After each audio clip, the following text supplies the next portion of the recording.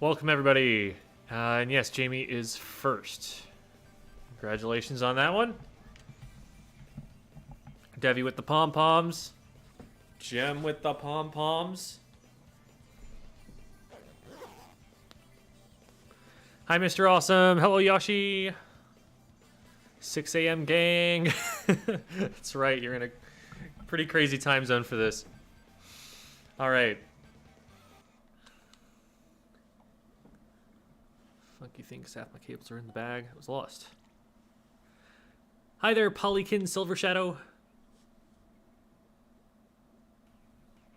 There we go. Okay. I'm going to hop in the Discord here, and I'm going to bring Yawshi up, and B, when they are ready, can also join. Hi there, Yawshi. I'm going to be making a league lobby here for us.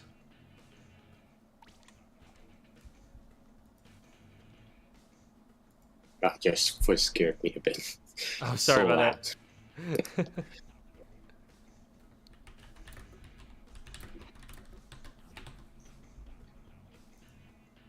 Okay, 1 second. We are receiving a new cat today. Whoa.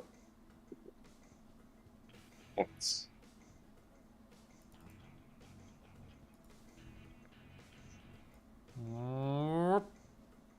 Meet rice cooker cat number 2. I saw another picture of this exact situation on the internet and knew that it had to be a part of the stream today. Wow. All right. Amazing.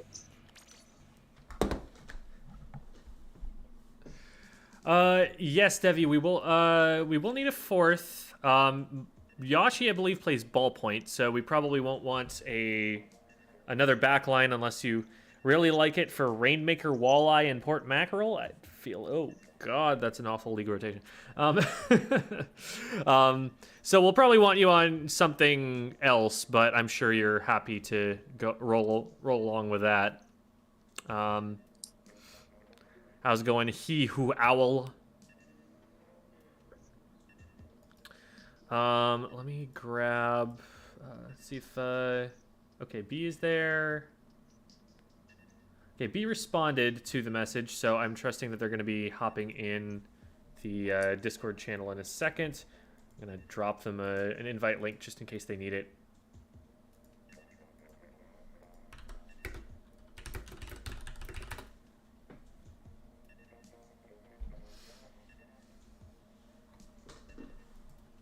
Okay. And Devi, feel free to join us. You can probably guess the password. Hi, Chibi, and Jazz, and Smidge, and Annie. What's up, everybody? Is the stream skipping, or is it just me? I hope it's just you. There's Yawshi, awesome. And Devi, and we're going to move Devi up. Hello, Devi. Hello. And I think we will continue to kidnap Devi into Yawshi's VOD review to start things off, because Devi is a Splatling player, and we'll have some invaluable feedback. Okay, mic working. I hope it works. Okay, working for now, but if I move a single thing, this cable's gonna give out on my mic. So if I randomly die, I hit the cable. Got it. Wonderful. Rice Cooker Cat is on the job. Alrighty. Cat? Cat.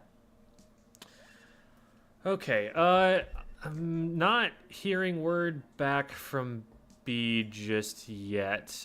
So if we wanted to, like, pull Jamie in here, that should be fine. Chibi offered after me. Oh yeah, Chibi can hop in. That works too. I will message Chibi. There you go, Chibi. You have the password now.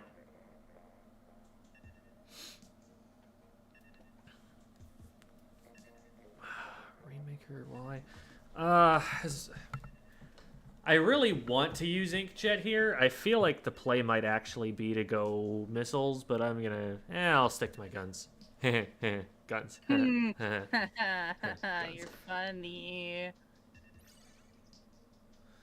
What's the most irritating thing y'all see players do in high-level Splatoon play? What do you mean by irritating? You mean like it's not the right way to play and it bothers you, or just like it's difficult to deal with?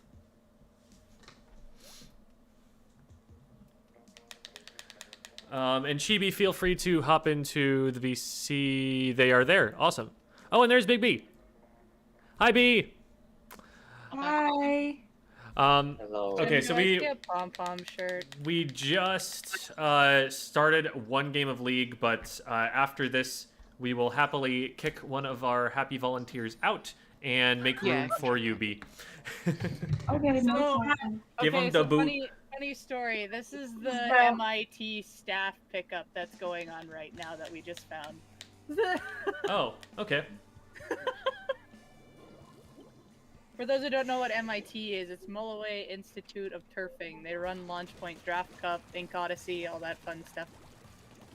Yeah, a couple of different draft servers, places where players can find competitive matches outside of a tournament context. There's a couple looking at right side. I'm taking right. I'm backing up from... Okay, I'm dead. We're 2 down. We're 3 down. Back up. Nice pick, nice pick. We'll have to stop the rainmaker here, but that should be doable. Watch out for Inkjet. Good stop. 10's in our court. They got me. 10 sharking right around the right side. Watch for a pickup. What hit me? Aim? Umau? There was a tent and bombs being That was thrown. like around the corner, I guess. It was a heck of a peek that they got on me. Okay, good stop. There's a jump. Jump is weak. Tent's on Got jump. right still. Watch out for Tent is hammer. hammering. Leaving, getting rid of this. Yes, that is good. I died to the tent. They might try to get jumps into it, but Okay. there you go. Tent. Good job. So there's something odd about the controller that I'm using, is that it may look like I'm full-on swimming forward, but then it's gonna stop all of a sudden, and then it's gonna keep going. There's a K So Pro. it's a little weird. Okay, Like, is it actually doing that, or is it lagging, or? No, it's like that. Like I hold full-on forward, and it's like it doesn't pick up. This is the first Pro controller I ever had. Because my controllers are stuck in a bag that's lost 9 hours away. Very cool. Thank you, Canadian Airport. It was dumb. Oh, damn. I need to reset right Sorry. All right, I'm just trying to keep things painted up right now. So we're a little bit backed up. now. Okay. Up. Tent on left side. Got tent. Another one pushing left on me.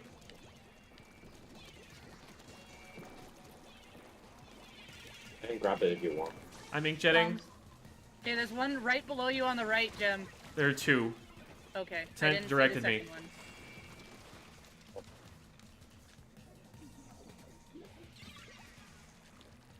Got 10. Chibi, there's a wall behind you. Yeah, but I got Rainmaker. No, Put him down I to the might Capro got me try to- in court. Right side.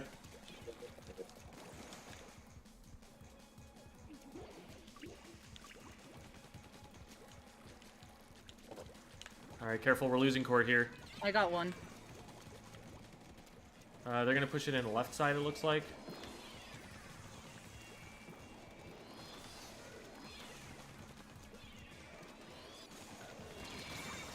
Traded the Rainmaker. One top mid K Pro's still. on our block. Yeah, K-Pro or Snipe. They're jumping to K-Pro. There's jump. Directed. Tent down. One below left by Yawshi. Yeah. Who's checking bomb? 2. There's 2 there. I'm going to push our sponge. Hit him once. They had help.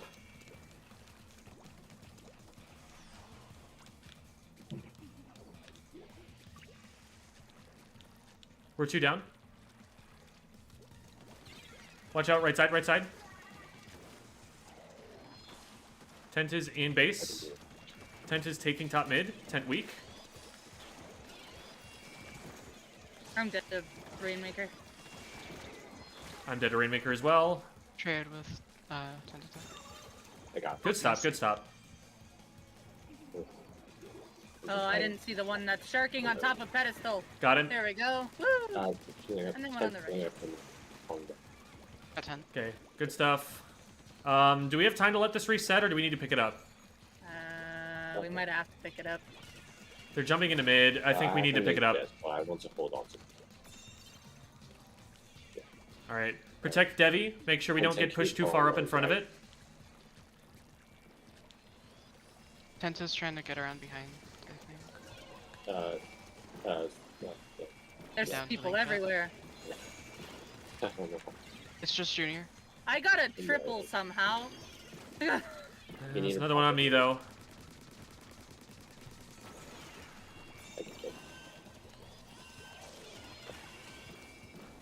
They popped armor. They're coming right. In right court, right court, right court. Unfortunate. There's also a bomb nose from the left. How's it going, X-Ray? See it, and it messes with your vibe in the match. Just make a less unmessable vibe, then. Hey, Mr. Awesome, would you say that league power in matches is representative of your team's skill? To an extent. It does correlate with it. It's not the most precise measurement. B, we just finished our game, so you should be able to hop in here as soon as, yeah, Chibi just jumped out. Thank you, Chibi. Thank you Appreciate you filling in. Yeah. So it is, you know, an approximation. It's not like the end-all be-all measure. Another thing that makes it less consistent is that it resets after 2 hours, which is a pretty short amount of time, even if you're playing games the whole way through. And a lot of people don't. So, you know, it does... Password? Oh, yeah, here, I'll DM that to you. Sorry about that. There it is. Check your Discord. It does, like, for example, it says something about your team if your team can hit 2,500 in league. You know, that's something that it takes a certain caliber of competitive team to do most of the time. Now, if you're doing that in the middle of a big tournament where the top teams are all playing in the tournament instead of playing league, that's different. There you might be only playing against teams that'll hit like 2100 X power in ranked. So it's not a very consistent measurement, but it does mean something. You know, you hit a certain threshold and you can be like, okay, yeah, we're that level of a team. We can pull that off. All right. Yeah, I think Junior fits pretty well into this comp, so we should be good with what we've got whenever we're ready. Looks like Devi might be switching which blob she's using. I'm not hearing Devi say anything, by the way. I was checking something. Okay, gotcha. I was not at desk. What's my highest X power, Estonia Dreams? Like low to mid 2400s. I think I hit like 24, 25 or something like that. I haven't pushed it super far. It's funny, you know, I was, you know, on commentary staff for LTC and went there with my own competitive team that I captain. And last month I did not finish my placements in 2 modes of ranked. So I'm not very active on ranked right now. But that is where I've pushed myself to. Ooh, the Devi Grim Range with 2 seconds left on the clock. Yeah. It's a bad habit y'all do in a match that you wish you can just stop doing. Jumping. Yeah, jumping in the air is definitely a habit that anyone with a splat bomb will be happy to see on the other team. If it's me, I would say too much shooting without strafing. You know, walk and shoot, but like even if I'm just painting, I spend too long painting and not moving, and I kind of give my position away too much. So that's something that I'm trying to work on. Also, burst bombs are really good for it. Good for what? Sorry? That last part cut out, I think. Perfect. Oh, yeah, yeah. That's why. This is my first game of today. Yeah, no worries, no Alright. worries. Last game was my first game my of today. One came out right, they're flanking closed. Ooh. I'm Hit him dead. once, I got him. There's another one on a ramp, and I'm dead. Two at our goal. That's very much be it. Bombs in front, bombs in front. Well, That'll happen. Recognize the tags, but I couldn't tell you from like what. I just know I've seen them somewhere. If Luke is who I think it is, they're a pretty cracked Nautilus main. I don't recognize the SC tag, but yeah, like those guys are well-known competitive players for sure.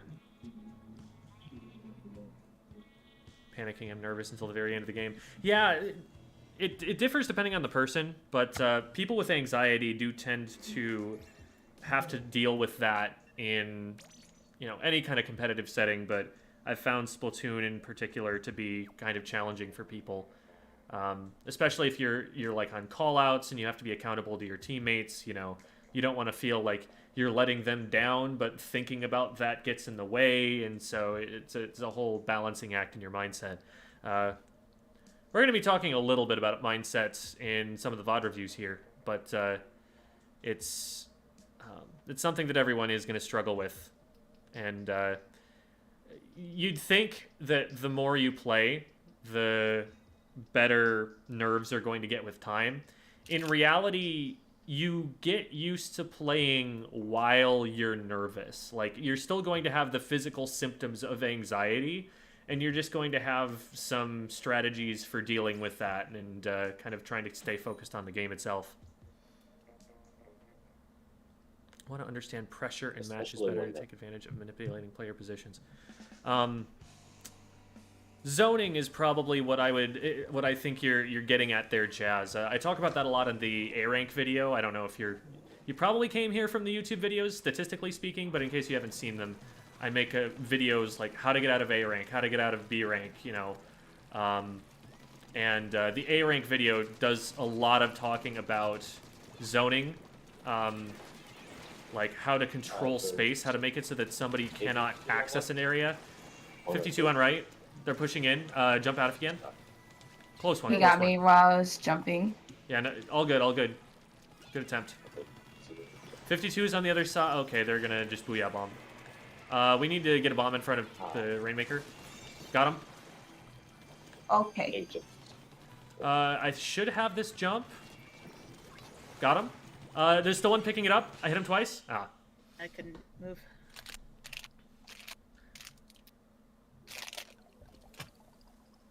Hi to Rockinator. Yeah, I don't want to feel like I'm bringing the team down, especially in ranked. Some people take the rank seriously. Yeah, in ranked, honestly, thinking about what other players think of you in ranked probably isn't helping you too much, because there it, like, you know, if you're on a competitive team, it matters what your teammates think of you, because you have to keep working with them. If you're playing ranked, it's more like you need to do what's best by you. You know, if you don't meet their standards, well, too bad for them. They get new teammates next game anyway. But you're so unaccountable to your teammates in ranked. I honestly think that's a benefit of it, that you can just focus on your game and do the best you can do. And if your teammates are tilting, that's a weakness of theirs.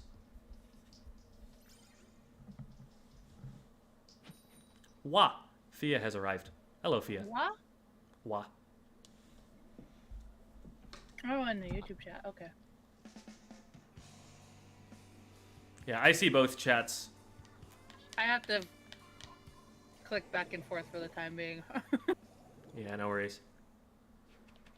Okay. Another dynamo.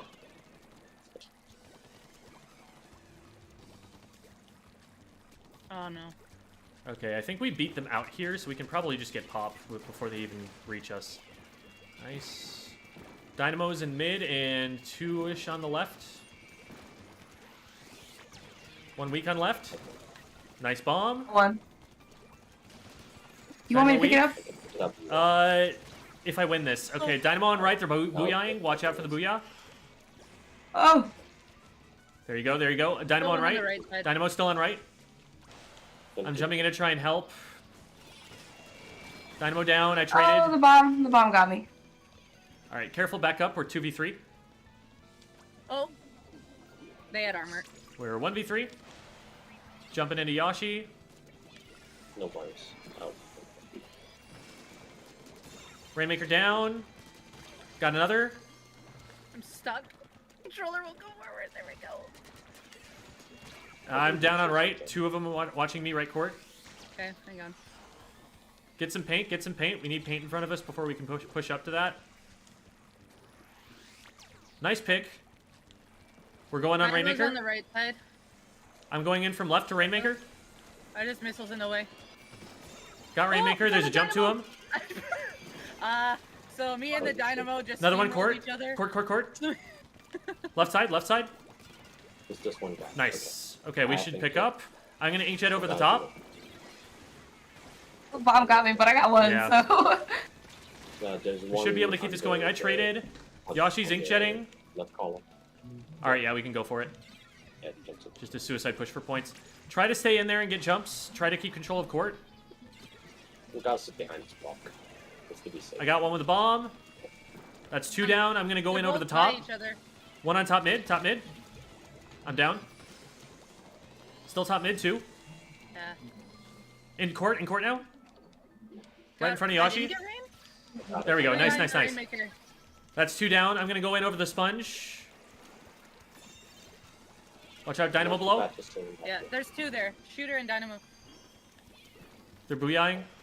Feel free. They booyahed in front of Rainmaker, Just Misty Bomb. and then they picked it up. Got 1. One. That's 2 down. Dynamo got me left. Nice, that's white.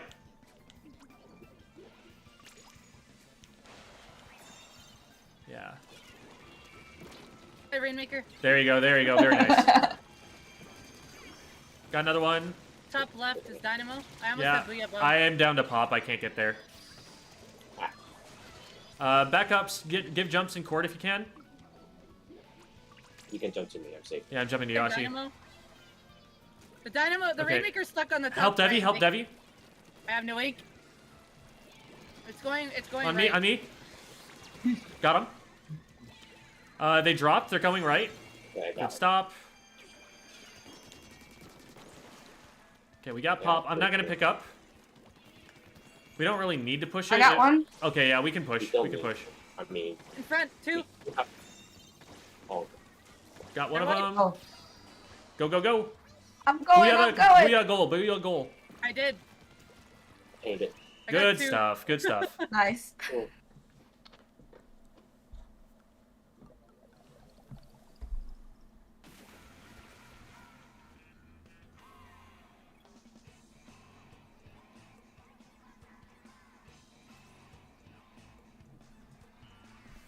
Glad you found them helpful, Jazz. I always appreciate hearing that. And I play ranked. There could be wide variance in ability depending on which of my family members is playing on my account. Oh, okay. Interesting. So different people will play on the same profile, and so one of them may drag the rank up and one of them may drag the rank back down. Yeah, I can see that happening.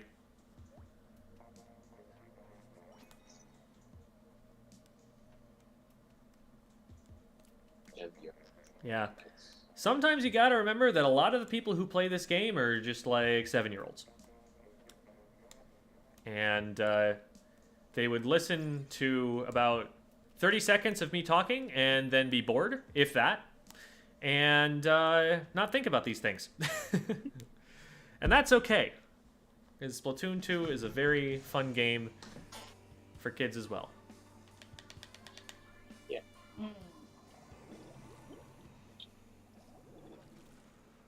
Oh Alrighty. boy.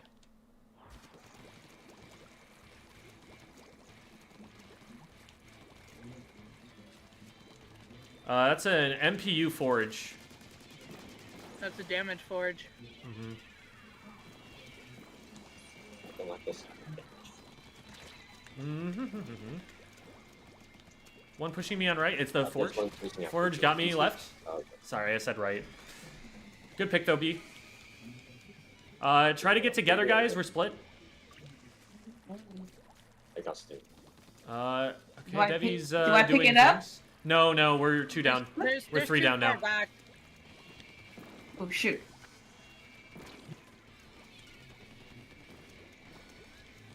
We're just gonna try and keep our zone for Panther, now. watch out, Yawshi. 52 on right. Got me. I shouldn't have telegraphed that.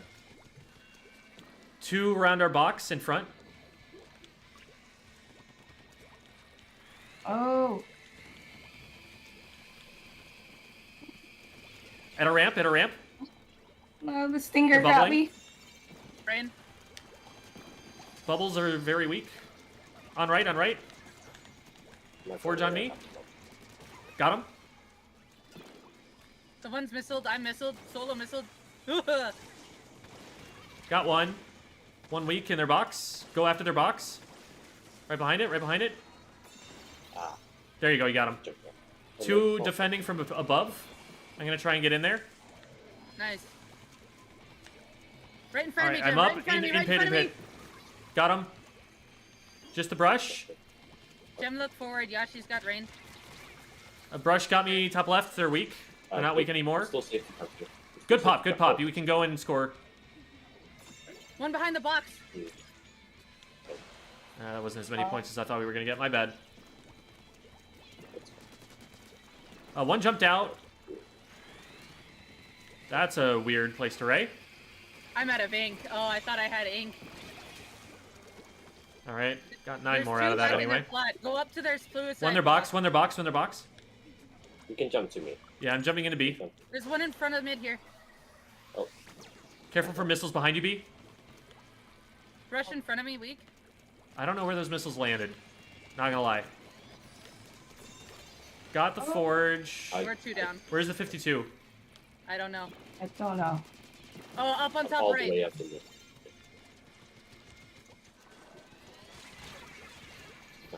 We'll take that. No, he's washed.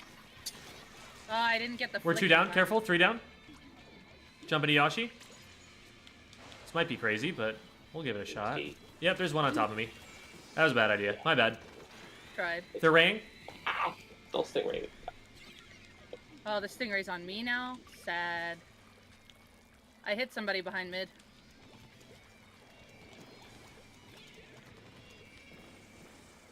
I'm gonna watch right side. They're bubbling. They're trying to push in. Got one. Yeah, they're bubbling One in front of towards me. right. I got him. I got the brush. On right is Forge. Forge got me. They're weak. They're 3 down. They were behind the block. I couldn't hit him. Forge still right. Just be careful. We can probably get pop. Oh. Not anymore. Got one. Nice. That's 2 down. One on me right. Oh, got him. Nice. They popped missiles. Missiles on their suicide. I got him. You got him. All right, get up in front of me. Love them. Oh. Oh. They spawned quicker than I thought they would. They're at box. Yeah, they're still there. They're still there. They backed up. Alright. As long as we don't I'm go gonna down, be we up. should be able to keep the... Oh, well, someone bombed my jump. I got one. Brush coming from their pit.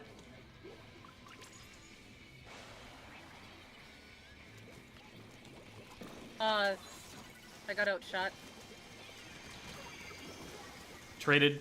There's gonna be 3 in mid. 2 in mid. Well, 2. Yeah. 3 now. Third one's not far behind.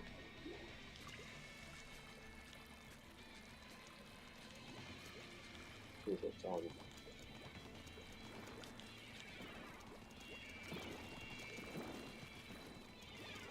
Still a couple watching right. It's always the Forge and the 52. I got the brush. Ah, Forge got me. They're bubbling through our pit. Trying to hit it. Good stop, good Nice. stop. I flanked behind them.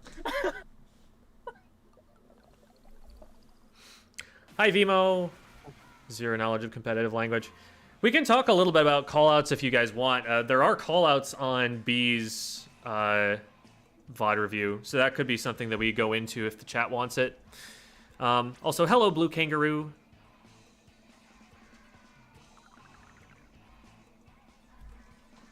Speaking of callouts, just to confirm, what was pit back there? What was what?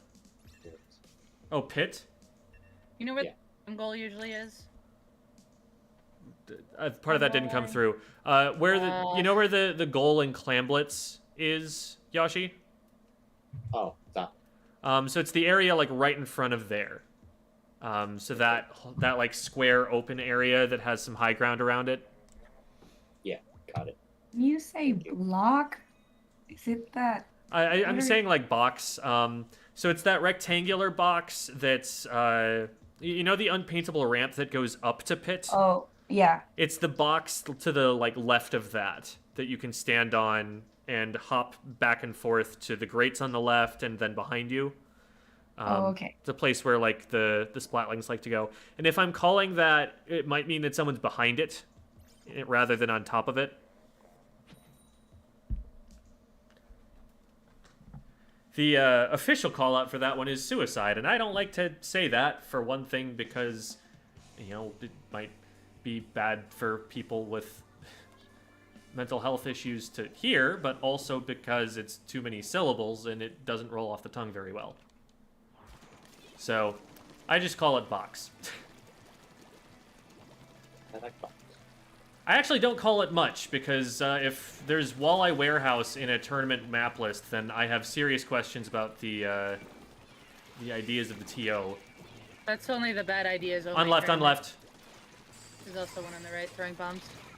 I'm down. They're weak. Left corner. We're 2 down. We're 3 down. Careful, Devi. Nice pick. I got Good 3. stuff. Good stuff. Oh, the last one's here. I got a quad. Let's go. All right. Yeah, I'm gonna leave that for one of you guys to pick up. That's cool. Ink jetting. One dropped. They backed up. I'm down to the tents. I'm hiding behind. Try to go around the right if you can, because the tent's in the left. There's a lot of bombs happening. Uh, I can't move. No, I'm stuck. There's one right in front of the rainmaker. Dapple's got me. Yeah, we're 3 down now. Run out alone right now. Good stuff, good Cool, stuff. just go forward for points. There we go. Good job. Yeah, the further forward we can keep it, the better. One in mid, pro. They're Yeah, pushing they're up. gonna be on. They're gonna be here close. They're on right now. Yeah, I got pushed back quite a bit. Rainmaker weak. Got the tent too. The Rainmaker's still there. The rainmaker's 2 on left, 2 on left, both left. 2 on left. It's Nice. in the corner. They're probably going to be jumping in. Good. Okay. Tent is court. Okay. Ah, tent got me. I shouldn't have pushed that.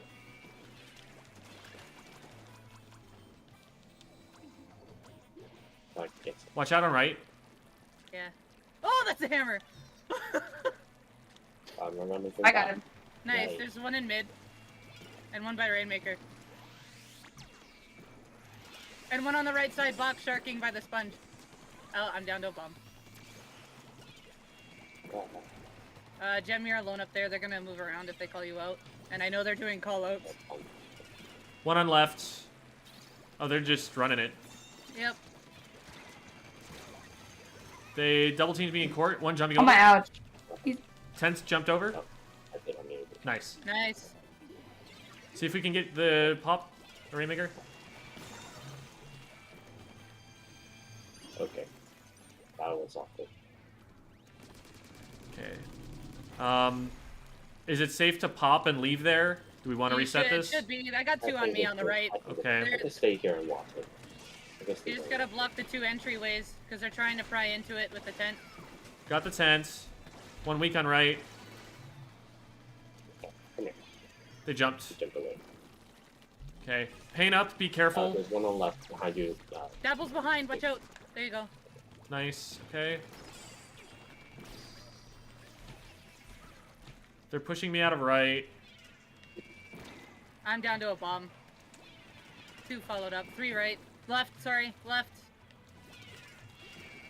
There's tents. It's tents. I'm gonna shark here. Oh no. Ow. I tapped like 2. I can't stop it. Yep.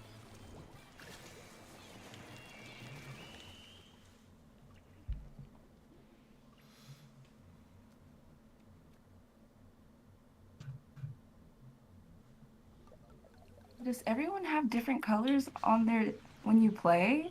No, Like on my screen? on the stream it'll be different because I'm using color lock. The reason I do that is that if I have Oh. green ink on the screen, it'll reflect off my pasty white face and I'll get green screened out. Oh. So I keep anything green off the screen as much as I can, and that helps with the production there. So that's all that's for. It's just a single like colorblind mode that they put in the game so that people never had something that was difficult for them to tell the colors apart with. I think I want to change my weapon. All right, sounds good. Is it mandatory to call the location specifically by its name, or is it okay for you to generalize it?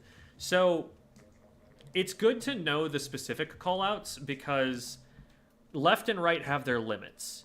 But a lot of people, you know, even at pretty high level, do just say like right, left. In part because they can expect their teammates to infer context from their knowledge of where they are. So, you know, if I'm on right sponge and I'm saying push right, that probably means there's someone on right sponge and not like way back in our base or something on the right. So there are pros and cons. It takes a little bit longer to think of the specific callouts, and like that can make a difference. And also, I'm making a video about this, but you'll find people who use kind of the more specific ones, but also the more general ones, and it just kind of depends. It helps to know a bit of both. You got a scary thing. Ah, I should have had that. Roll around the back of top mid. Oh. Hold on. Let me check that. Good pick. Oh, behind me. Yeah. We'll have to regroup a little bit, but we've slowed them down a bit.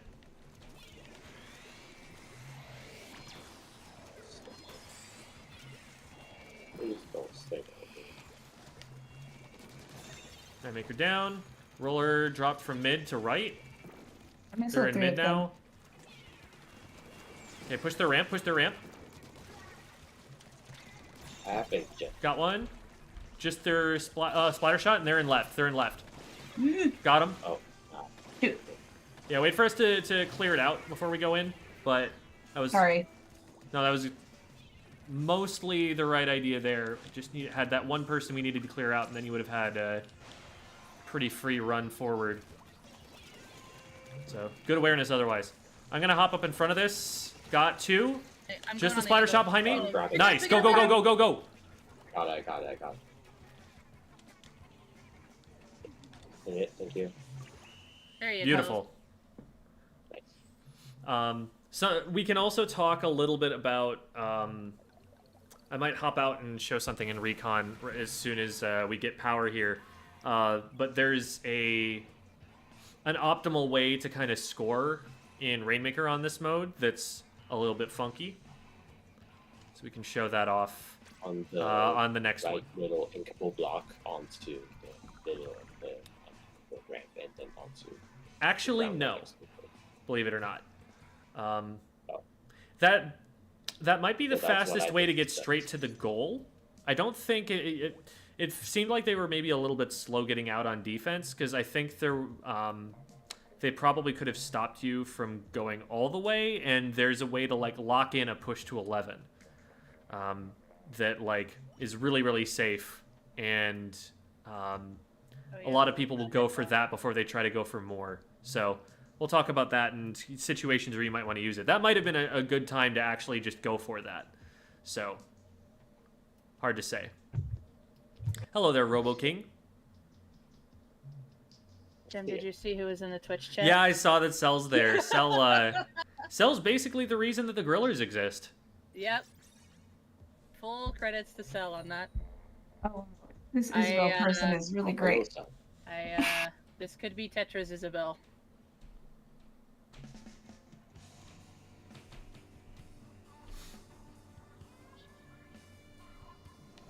Thank you, Cell. Good to see you too. It is Yeah, Tetra's Isabel. That's Tetra's Isabel. Remember that SC that Luke had on the? I think Dark, the Charger, has the same Yeah, it is. abbreviation here. But I don't know what I'm it gonna is. back up from that. Yeah, I wish I knew. So play safe, throw bombs. Charger Oh, on I right. got- They're rushing with armor. They're rushing with armor. Yeah. There's a flank on the left, and that's the Tetra's. There are two in our base. they're already in there. Oh, I'm gonna die here from Fallout. Okay, traded the Rainmaker. There's 52 on left. Someone else is in there as well. Ah, they got to the back of it.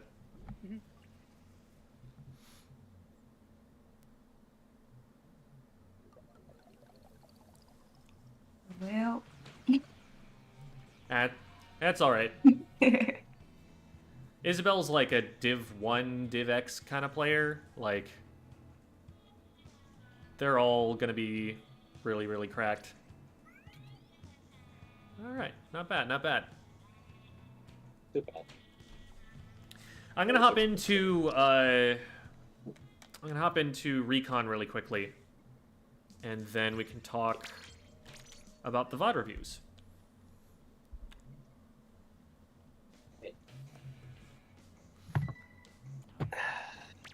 GG, guys. GG's. And now I mute.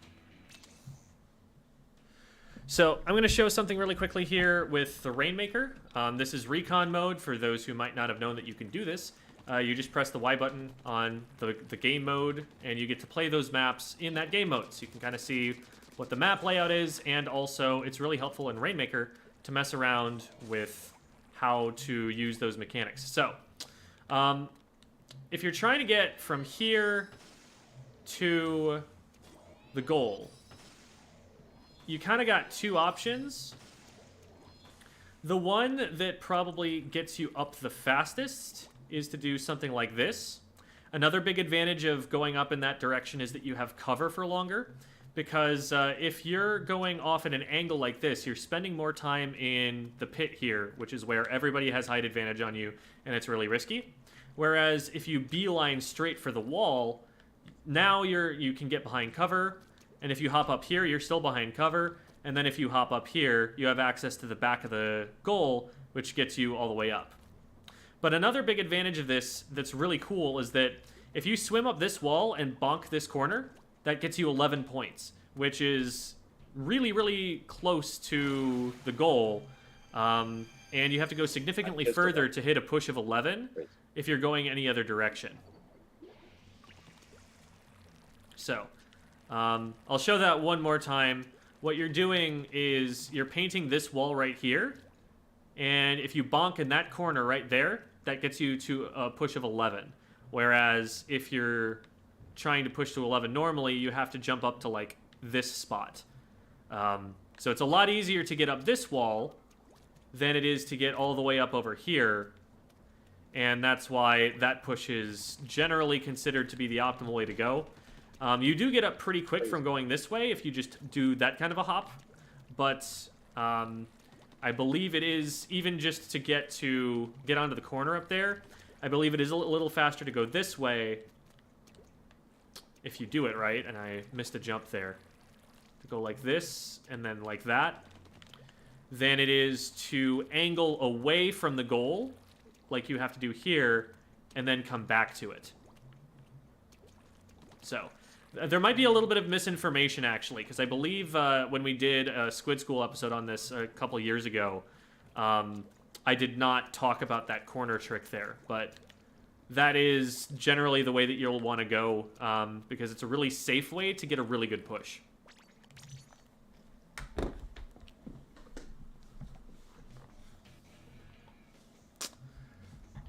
So, all right. Also, there is a video that Kiver made on the optimal routes to take the Rainmaker on. Highly recommend you go see that. And also, if you can find, some top players probably retweeted it, and I imagine Kiver might have as well. A long time ago, this Japanese player made a whole bunch of images where they doodled the point totals that you get from going into certain thresholds in certain directions in Rainmaker. That's also a really handy tool. I can probably find that because I think I might actually have that saved now that I think about it in my team Discord server. I'm scrolling. I should have this pretty soon because no, it's not that one. If I can't find it in the next couple seconds, then we'll move on. But I'm pretty sure I had that in here. Maybe I am wrong. I'm going to look one more time. But I'm not going to waste too much more time on it because we've got a lot to do.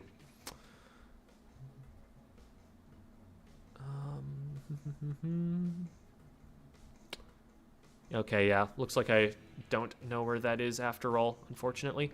Okay. So, let's get into the VOD reviews. I'm going to shift the camera over here a little bit. And I don't know what's going to come up on screen here when I click this. Nothing is what's going to come up on screen. That's fine. We will go to here and hit this, and we're going to start with Yawshi because I think this one might be a little bit quicker. And Devi, if you are still in here in the VC, feel free, if there's a question in chat, to repeat that to me because, again, I will not be looking at chat while I'm doing this, so. Aye, aye. Also, make sure you're Discord sharing. Yes, thank you. That is something that I forget every other time. So, there we go. That should be a good view for the rest of you guys. All right. So you can see I was actually previewing this.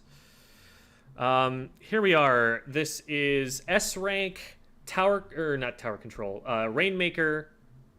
So that's good. I wanted to talk a little bit about Rainmaker on Sturgeon Shipyard. It's close. What was that?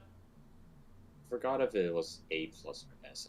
It's S. I was looking at the end of it, and it is S rank. Okay. So starting off, not going to spend too long on the opening, but I like that you're checking the map, and I think you're doing it at good times. You get enough information about both what they're running, and then the second map check that you do, which you do at the top of Snipe here, you get good information about where they're going. Now, the way that you paint up Snipe here, once you see, oh shoot, I didn't give myself enough charge to get up, just take a second and get enough charge to actually fully paint that wall. Because having to stop and restart your charge 3 times here makes it take a lot longer for you to get up. But once you're up, I like that you notice there's someone on the left and you immediately start kind of directing your attention over there and you spot someone on here. They get chased out by your teammates. Perfect. Beautiful opening pick. You guys have got pop for sure. This is an amazing start. And what I will say, I think you're going to get out of S rank pretty quick if your games are tending to go like this, because you kind of frag out on them a little bit. So now you're seeing, your team has control around you here. There's someone jumping over here. You get this pick really quickly, and good awareness. We spot out of the corner of our eye while all this is going on, there's a brush over here. And so all right, I want to get this pick, but then I immediately have to turn my attention over here. This might be a situation where you need to turn your attention to the brush first and then go back to the jump. That's something that can happen. If this guy is like gonna go down, then yeah, turn and look at the brush instead.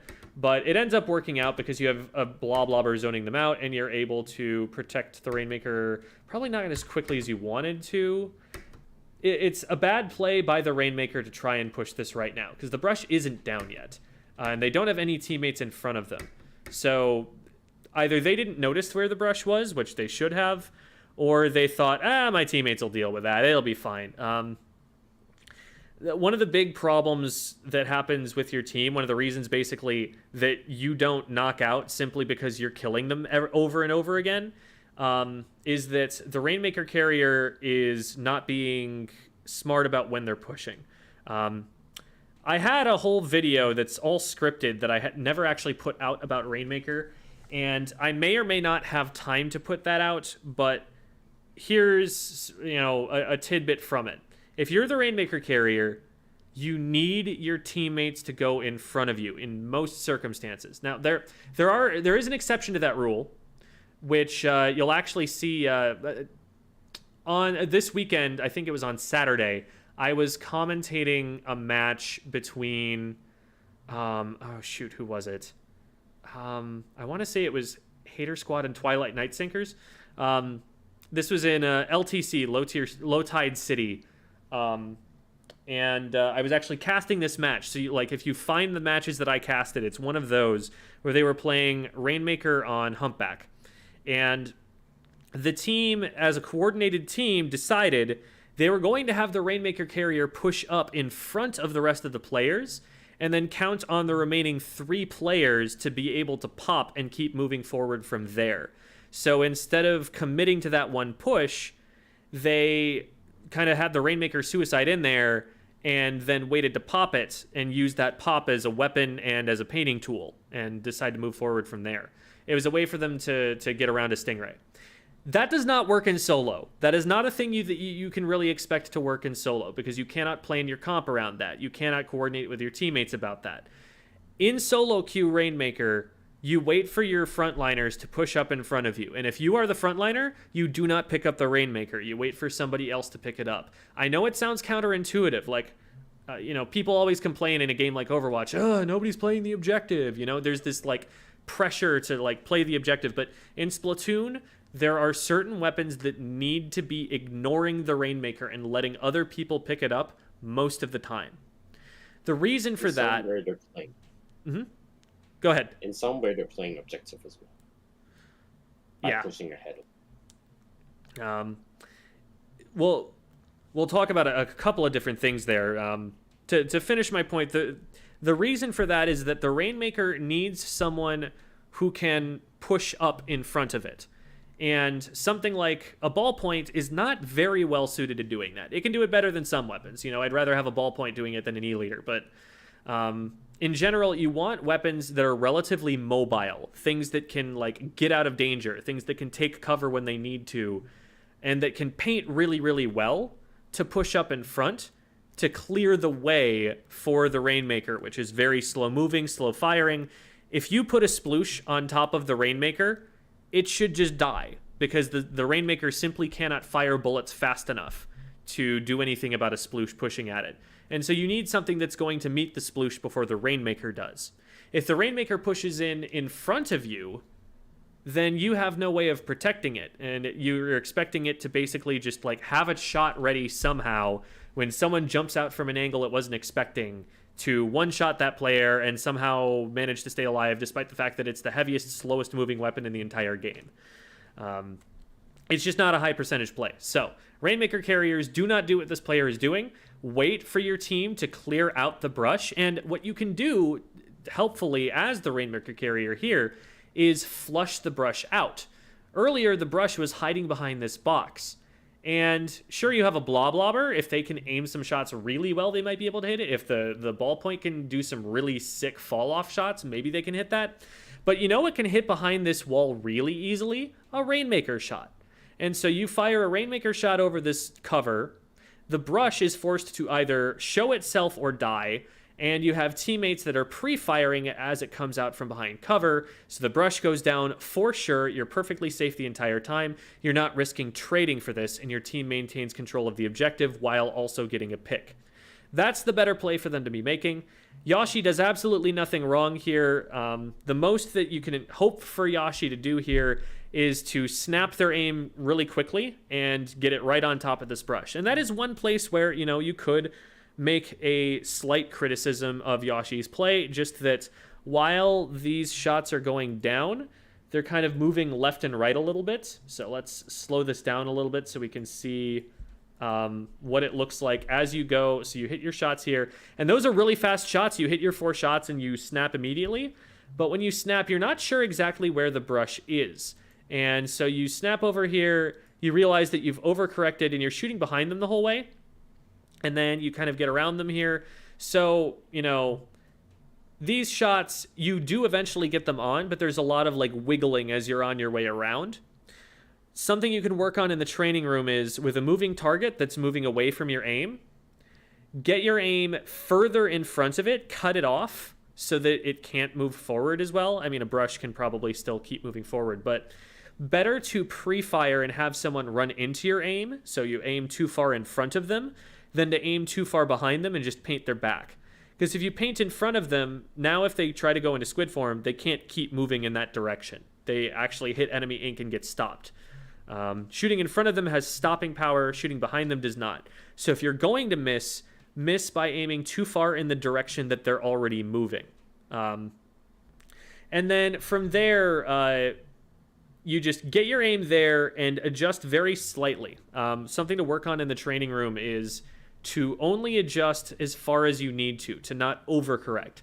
Overcorrecting causes you to miss more shots before you get someone down, and it really increases your time to splat. So it's a lot less safe to be overshooting than it is to be overshooting once and then keeping your aim there and tracking better as they go forward. All that being said, you have still gotten like 3 picks on the opening of this game. Your teammate made a bad play, and that's unfortunate. There's not much you could have done about that. You're keeping mid control. You have a good advantage right now. So I think you're doing a really good job there. I like your idea here to paint this area, because if players from here get pressed by your teammates and try to run over to the left, that cuts them off. That makes it so that they can't go further into court. So I love the idea to like cut off their retreat so that if your teammates did try to push in, they would have been stopped. Doesn't end up working out, and they are able to worm around it, but your teammates weren't pushing anyway. It's a good thought. I like that you're able to help with this. You spot them right away. You get them down with the help of your blah blobber. Your teammate grabs it, and then... Why does your teammate do this? You have this whole area on the right that your teammates are all looking at that's painted basically entirely purple. Like, they've got all their friends in force over here. And what do? They run away from that whole situation towards the enemy team on the left. And they immediately go down. Rainmaker carriers. If you have teammates in front of you, push with your teammates. There's all this paint in front of them. They could have gotten up this wall. They could have gone up the block if you clear out someone on the left court. Like, there are a lot of options here to push really quickly. And the push on the left on this mode is the very slowest push that you can make on the map. The only reason ever to go here is that it is left completely unattended. So it's definitely not the best play. This is crazy. This is some frontline stuff, but the ballpoint can sometimes do things like this. Like, with the short-range ballpoint shots that you get, this is actually not a bad idea. And then you have right peek around this corner. Now, you want to make sure that there's not a frontliner on the left here. Like, if there's a brush right here, you're dead. But I don't hate that play. Even though it's extremely aggressive, and this is not a weapon that on this comp is traditionally going to play that aggressively. So the Rainmaker went down on the left, and we know that right here. So even before we get this pick, we know that the Rainmaker went down. We know that they went down and that they went left and that there's orange paint on the left. There's probably somebody on the left side here. If you stay on this side, you're not in between the Rainmaker and the goal anymore if they pick it up. And it's a 2v2 situation. For all you know, they could pick it up. So at this point, I would consider you to be out of position. Unless the Bloblobber can hold in a 1v2, they theoretically could get both players to grab the Rainmaker and push forward, and you would be out of play. And that's not a great situation, especially when the rest of your teammates are down and you don't have that much of a lead. So great that you're able to like spot, is that a beacon I think that you shoot over there? Yeah, you spot that beacon. So you take that out, but like that's the absolute most I would do from this position. At this point, you want to be getting back into mid, because if they grab, you need to be in between the Rainmaker and the goal to avoid cheesy Rainmaker stuff. Another helpful thing to do would be to paint this wall. Not only does it get you up over the wall really nicely, but it also prevents them from using this patch of ink. That it's going to be slower for them to push in on this side, and it's going to be less stealthy. So that if a teammate like your blob is watching the right side again, they can spot this player because they have to shoot the wall before they climb up. So I would have gone over there instead of trying to take their snipe. Trying to take their snipe here, like, it could work if you're able to really get set up there and you have teammates in front of you, but there's already someone shooting at you. It's a little bit scary. They take a bad position and you're able to take them out. Again, if your teammates don't, hold it down on the left side here, the enemy team could have grabbed Rainmaker and just been running it already, and this whole push would be for nothing. The reason this works is because your teammates are already in play. Okay, nice pick. There's another thing after this that I could recommend as well. You kept pushing like the right side and then just kept engaging that person. Remember that you can still like use your run speed to get behind the grate on the left there, and still use your range to poke the person back, because you scared that person you were fighting before. So you could just push them completely back, and that way you're still on the left side of that grate. Which grate are we talking about? Right here, right here. So stay on this spot and keep poking down at them, you mean? And walk left. Walk left. There's still an L grate down there, because you can still poke this person back. This is a remix, so you have a slight range advantage over them. I think from here the remix probably could have hit you, but another idea also is you could have right peeked over this ledge. But what Devi is saying for sure that I agree with is keep height advantage. Height advantage gives you range advantage over this player. It also gives you the ability to back up and have cover while they're stuck out in the open. And if you right side peek like around this corner here, if you like hold the ball point out, you can see my mouse, right? Yeah. If you hold the ball point out over this ledge and aim it down, you can get shots on them, and a lot less of you is available as a target. So I definitely agree. Dropping down here isn't really necessary. It gives up a position that you could have stayed in and held down better than like a short range weapon. This is something that you want to do as like a T-Tech, because a T-Tech actually can't hit them unless they drop down and chase them. But for you, I mean, you don't have to. You could have just killed them from up here. Part of that might be trusting your aim, because it is harder to aim from further back. But that's a strength of the weapon, that you're going to be able to do something like that. So I would be practicing trying to hit them from further away, if anything. Also, if you use the inkjet below, now this is way down here in court, whereas it could have been up here where it's harder for them to like shoot or get a bomb thrown up there. So it's a little bit safer that way too. Yeah, it was a little bloodless thing. I do like that you turn and look at where the Rainmaker is firing. Like, you're not just holding forward towards the right. You're recognizing the play is not here. The opponents are not going to be here. And you get a great pick on this player with that inkjet, because they're not watching, because they're distracted on this side. So this is a great pick. This should let your team push some more. They decide to go to the sponge. The sponge is probably this is, against a good team, this is the weakest push on this map. The reason for that is that while it is really good to get across the jump, the enemy team should never let you do that. The Rainmaker icon is visible to them the entire way up. If they're going to this part of court, this is the only thing they could be trying to do. Because if they're going to go up the box, which is further on the right, let's get a better angle of this. Okay, so if they're trying to go up the box, which is optimal, in my opinion, then they're going to angle across court. They're not going to stay on this side of the court with the sponge for too long. They get shot at from two different directions. From high ground from there, that's just not a winning fight for the Rainmaker. So if they're going to go for the block, they're going to angle over to the right. Here, it's very obvious to the enemy team for a long time they're going for this sponge. The only way that you get over is if the enemy team is not painting the sponge against you while you're trying to climb up it. And you can't be painting the sponge as the rainmaker while you're climbing up it. So the enemy team should just always be able to counter this push. And I believe they in fact do. Literally the one person who is still alive against, you 4 players stalls the rainmaker push for long enough that you only get to 62 off of this push. And you're trying to paint it, and your teammates are trying to paint it. You're trying to get a better angle on it or something here. We can talk about this push in a second. But at the end of the day, you only get 62 points rather than if you had gotten to this box, you get to 50. And if you hop over, every point you swim forward, you're ticking down. But you jump off at about 60, and you only get the 32 or whatever it is when you get all the way across.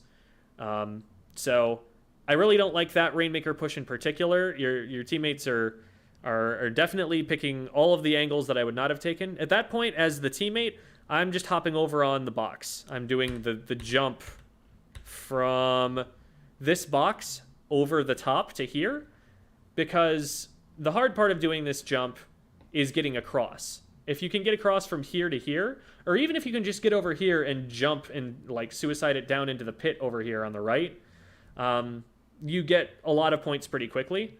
And the hard part is getting over, and that's why I don't recommend this push most of the time, because it's so slow to get from this box over to here.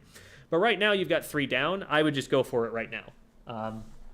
Yeah, that makes a lot of sense. But really, the optimal push is to try and push on the right side and get over this box, because as soon as you're able to get into what is called street right here, so this area that I'm showing, you've got this big wall right next to you for cover.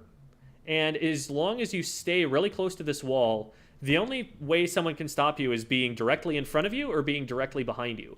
And you get to swim for a pretty long time. You get to this corner and you're 24 or something like that. It's a really, really solid push. And it's safer for longer than any of the other pushes we've described. So that's where you really want to be going with the Rainmaker here. As soon as your teammate pushes it over to here, literally one person who gets blown up immediately still stops the push in time, and you never actually are able to recover from that. So from here, you've got a little bit of a crisis of, okay, where should I be going? And what you try to do is what I would consider to be a frontline push. This is something I do if I'm like a T-Tech or a K-Shot or something and I'm trying to get a flank angle. You saw someone move in the sink right here. You have to assume that they know you're here. Because you've just swam in this line right here. They probably saw ripples the whole way around because of the angle that they've got above you. And they probably see you painting this as well. That little splash right there. There's definitely someone right here. And even if there isn't, the fact that there's a line of ink right here should make you very afraid that there is. I did not see that. Gotcha. So yeah, to show it once more, I just swam past it a little bit. I'm going to slow it down. Right there. That splash is what clues me in that there is someone directly above me. Okay, moving on. So, brush gets you. Team is split up. This player should go down. They do. And then this player is the only one who's safe to jump to. And you jump to them, which is awesome. So from here, yeah, I like that you're immediately prioritizing this guy. The way that you run straight toward them, though, they might have been able to rush you a little bit earlier and actually get a pick. From this angle, of the blast. Yeah. So I tried to get away from it. I can't get too far back. Yeah, from this position, if you walk any further back, you're shooting the ground instead of shooting the guy. So I agree that you want to play it safe. From here, I think walking forward, they should be able to just kill you. Because 2 directs from a Clash Blaster splats, and I think they get 2 shots off before you can get enough charge to whittle them down with the mini range shots. So the Clash should win this fight, and the reason they don't is because they're aiming at your teammate, and they do trade your teammate. So I think if I'm taking this fight, instead of trying to take it myself and get the shots on right away, I paint this guy's feet from further back, or try to hit fall-off shots maybe if you're comfortable with those, and let my frontliners take advantage of the fact that this guy is painted and go in for the kill with a faster splatting weapon that can move around better. I like the Toxic Mist, but like walking forward here gives you no advantages and puts you in their range. So that's the way that I see that engagement. You see that there's someone on the top left, and I like that you're focusing on that, making sure that they're suppressed. I like that you're playing safe here, you know, trying to make sure that that guy can't just rush you down. The drop down here is interesting. The drop is purely accidental. I did it. Oh, gotcha. Okay. But it does end up working out okay. This is not a terrible position for you to be in. You don't have to be this close. I think something that I'm seeing a number of times here that I want to make a general point of is use your range. You don't have to walk closer to people to splat them with this weapon. So like when you're further away from them, just focus on getting shots on them from further away. From here, you don't have any advantages, and so it's wise to back up like you do. And they get impatient, and they just feed to you, which is awesome. So, meantime, your teammate has picked the Rainmaker up again for some reason. You got one down, I guess. So that's not the worst thing. They don't have anybody up in front of them, so I really don't want them to be pushing too fast here. They're pushing too fast. They don't know who's in front of them. They're going to get dropped on. You could have... Actually, you might be able to save this. Let's see. So the brush goes from here. You're immediately responding. The backup right there, I don't know if you didn't have enough charge. So, like, I'm going to slow it down a little bit so we can talk about this a little easier. I probably could have. So, here, you know, you don't have shots. You drop down to give yourself the angle. From right here, you're hitting shots, and then you stop firing and back up. And I don't think that's because... Okay, yeah. I think you kept charged the whole time. You backed up and were hitting the floor as you were trying to get this angle. So if you don't back up there, you know, there's nobody firing at you. The whole area in front of you is blue. You don't have to worry about someone actually, like, shooting at you from here. You don't have to play defensively like you were there. You can just kind of focus purely on getting the pick on the player whose back is turned to you. And that might have saved the Rainmaker push in time. But again, what they're doing is very high risk. What they're doing is not likely to succeed. And so it's more on them than it is on you that push doesn't succeed there.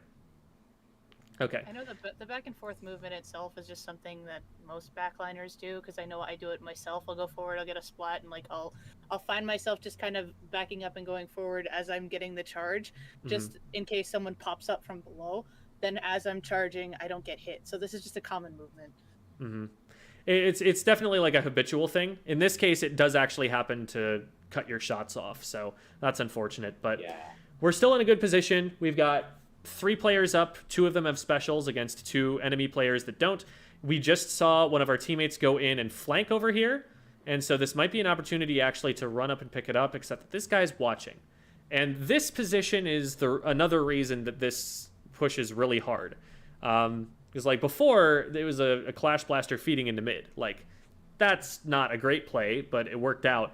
But from here, this is really nasty. This is a right-peeking, heavy splatling that can see the Rainmaker, and also, while shooting at the Rainmaker, prevent the bridge that you need to hop over and score more points. If I go to pick this up, I'm probably actually scooping it off the sponge, dropping it down, and trying to go over this way instead. Because from this position, we should just never be able to pick this up super safely. I like the idea to maybe try and inkjet this out of position.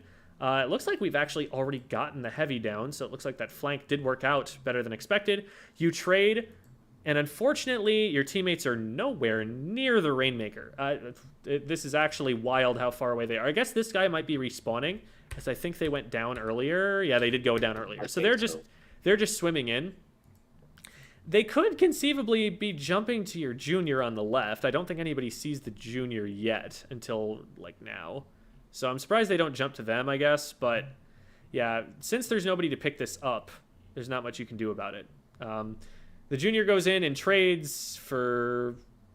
It's not a great trade. That doesn't really get anything. But, I mean, in the position they were in... No, in the position they were in, they should have just backed up and tried to refocus on objective. They had space to do that. So, yeah, I can't justify the trade there even. Okay, so they pick up the Rainmaker, and there's a heavy over here, and now the heavy is gone. The heavy should be gone because you splatted them, but they're actually gone because you hit them 5 times and then they DC'd. Yeah, it's weird that too. So that was just a weird lag moment. You're like, wait, I hit enough shots to splat them. Where'd they go? They DC'd. And hey, look, the Rainmaker is pushing up way in front of all of its help again. So that's kind of the story of this match.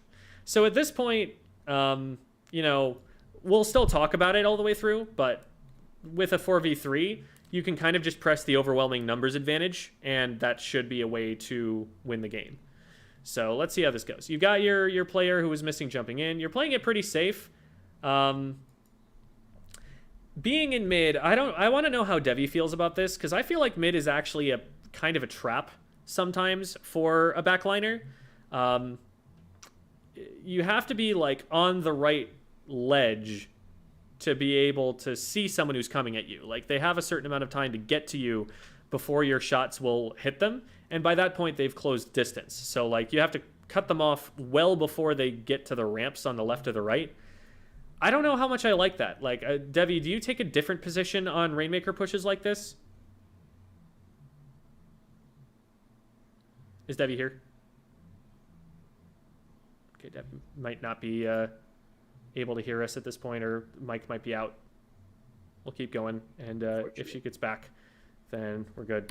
But okay, so one other thing I will say, when you go down, spam the crap out of the ouch button, because you have 2 teammates, one of whom is only jumping in. They need to know that there's something happening here. Like, I would be going, ouch, ouch, ouch, ouch, ouch, ouch, ouch, ouch, ouch. Your blob isn't looking. Your blob doesn't even know. And they don't stop this at all from happening. They probably could have saved at least 1 player there, maybe 2.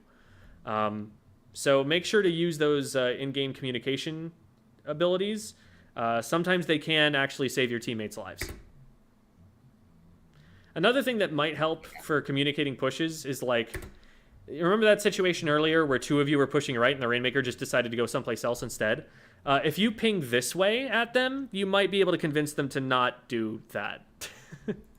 So that's another way that you might be able to use that, specifically for Rainmaker, that I think can be pretty useful sometimes. Okay, so you know where all 3 players are from watching this. I'll show how I know that.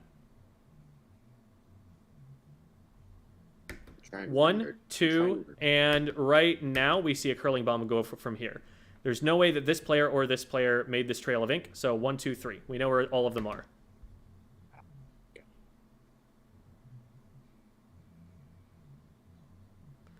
Oh, that's not a curling bomb, that's a brush trail, I think.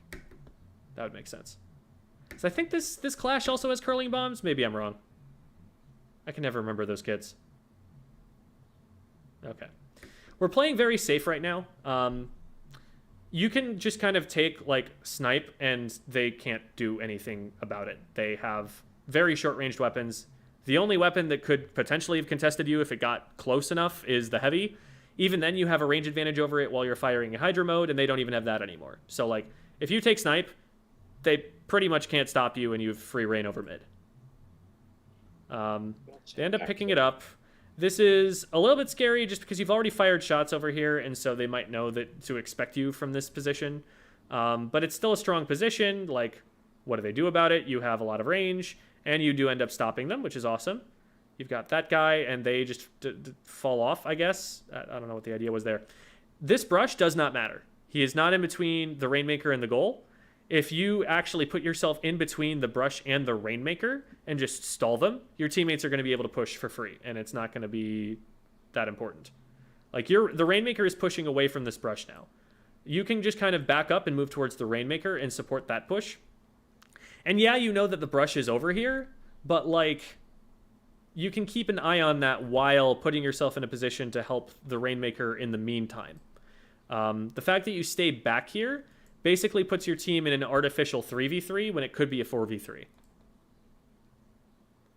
And you're being super duper safe, but at this point, they're not here anymore. You've thrown Toxic Mist at the wall. That's the only place they could be. The brush has gone back to mid. and mid gives them access to the Rainmaker. They might well have been the one who actually stopped the Rainmaker push, for all I know. And meanwhile, you've got a junior who's flanking goal again, even though they don't have any paint support or any teammates or the Rainmaker. Frontliners, lesson to learn from this junior here. Yes, your job is to push forward in front of the Rainmaker and paint for it, but you can't just, like, paint a path all the way from mid and, like, swim all the way to goal while the Rainmaker is still in mid, okay? The enemy team is going to cut off that path. They're going to get in between you and the Rainmaker.